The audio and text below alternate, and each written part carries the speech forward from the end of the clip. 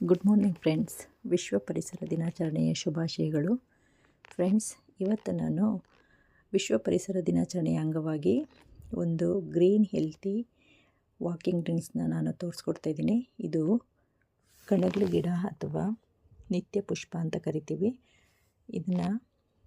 ಇದು ನೋಡಿ, ಬಿಳಿ ಹೂ ಬಿಡೋವಂಥದ್ದು.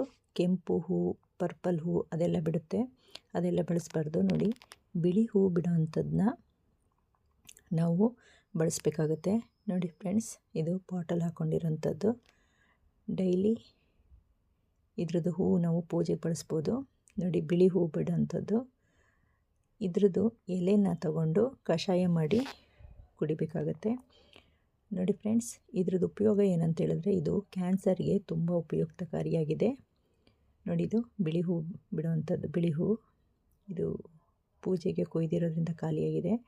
ಫ್ರೆಂಡ್ಸ್, ಈ ಥರ ಎಲ್ಲ ಕಲರ್ ಇರೋವಂಥದ್ದನ್ನ ಎಲೆಗಳನ್ನ ತೊಗೋಬೇಡಿ, ಬಿಳಿ ಹೂ ಬಿಡೋವಂಥದ್ದನ್ನ ಮಾತ್ರ ತೊಗೊಳ್ಳಿ. ಫ್ರೆಂಡ್ಸ್, ಇವತ್ತು ವಿಶ್ವ ಪರಿಸರ ದಿನ ಆದ್ದರಿಂದ ನಾವು ಒಂದು ಹೆಲ್ತಿ ಡ್ರಿಂಕ್ಸೊಂದಿಗೆ ನಮ್ಮ ದಿನಚರಿಯನ್ನು ಶುರು ಮಾಡೋಣ ಬನ್ನಿ.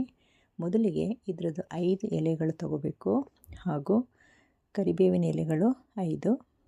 ಇದನ್ನು 2 ಲೋಟ ನೀರಿಗೆ ಹಾಕಿ ಚೆನ್ನಾಗಿ ಕುದಿಸಿ 1 ಲೋಟ ಬರೋವರೆಗೂ ಕುದಿಸ್ಬೇಕಾಗತ್ತೆ. ಚಿಟಿಕೆ ಸೈಂಧವ ಲವಣ, ಕೆಂಪು ಉಪ್ಪನ್ನು ಸೇರಿಸ್ಬೇಕಾಗತ್ತೆ. ಫ್ರೆಂಡ್ಸ್, ಇದ್ರದ್ದು ಎಲೆಗಳು ತುಂಬ ಉಪಯುಕ್ತಕಾರಿಯಾಗಿದೆ. ವಾರಕ್ಕೆ ಒಮ್ಮೆ ಈ ಥರ ಹೆಲ್ತಿ ಡ್ರಿಂಕ್ಸನ್ನು ಮಾಡಿ ಕುಡಿಯೋದ್ರಿಂದ ನಮ್ಮ ಆರೋಗ್ಯ ತುಂಬ ಉತ್ತಮವಾಗಿರುತ್ತೆ. ನೋಡಿ ಫ್ರೆಂಡ್ಸ್, ಕುದೀತಾ ಇದೆ ಇದು. ಇದನ್ನು ನಾನು ಸೋಸೋದಿಲ್ಲ, ಹಾಗೆಯೇ ಎಲೆ ಸಮೇತ ಅಗೆದು ತಗೊಳ್ತೀನಿ.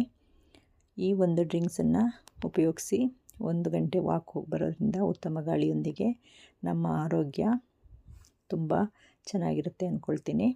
ಫ್ರೆಂಡ್ಸ್, ವಾರಕ್ಕೊಮ್ಮೆ ಈ ಥರ ಒಂದು ಮಾಡ್ಕೊಳ್ಳಿ ಡ್ರಿಂಕ್ಸನ್ನು. ಹೇಗಿತ್ತು ಅಂತ ಹೇಳಿ ನೋಡಿ.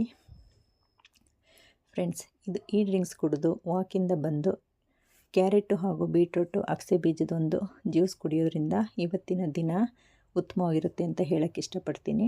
ಫ್ರೆಂಡ್ಸ್, ಮತ್ತೊಮ್ಮೆ ಎಲ್ಲರಿಗೂ ವಿಶ್ವ ಪರಿಸರ ದಿನಾಚರಣೆಯ ಶುಭಾಶಯಗಳನ್ನು ಹೇಳ್ತೇನೆ. ಹಾಗೂ ನನ್ನ ರುಚಿ ಮಲೆನಾಡು ಚಾನಲ್ 4 ಸಬ್ಸ್ಕ್ರೈಬ್ ಮಾಡ್ಕೊಳ್ಳಿ, ಲೈಕ್ ಮಾಡಿ, ಹಾಗೂ ಈ ವಿಡಿಯೋ ನೋಡಿದ ಮೇಲೆ ಹೇಗಿತ್ತು ಅನ್ನೋದು ನಿಮ್ಮ ಅನಿಸಿಕೆಗಳನ್ನ ಕಮೆಂಟ್ ಬಾಕ್ಸಲ್ಲಿ ತಿಳಿಸಿ. ಫ್ರೆಂಡ್ಸ್, ನೋಡಿ, ಕ್ಯಾರೆಟು, ಬೀಟ್ರೂಟು, ಅಗಸೆ ಬೀಜ 3 ಸೇರಿಸ್ಕೊಂಡು ಗ್ರೈಂಡ್ ಮಾಡಿಕೊಂಡು ನಾವು ಒಂದು ಹೆಲ್ತಿಯಾದ ಡ್ರಿಂಕ್ಸೊಂದಿಗೆ ನಾವು ಇವತ್ತಿನ ದಿನಚರಿಯನ್ನು ಪ್ರಾರಂಭಿಸಬೇಕು. ಇವತ್ತು ಸಾಧ್ಯವಾದಷ್ಟು ಪರಿಸರದೊಂದಿಗೆ ನಮ್ಮ ದಿನವನ್ನು ಕಳೆಯಲು ಪ್ರಯತ್ನಿಸೋಣ. ಬಾಯ್.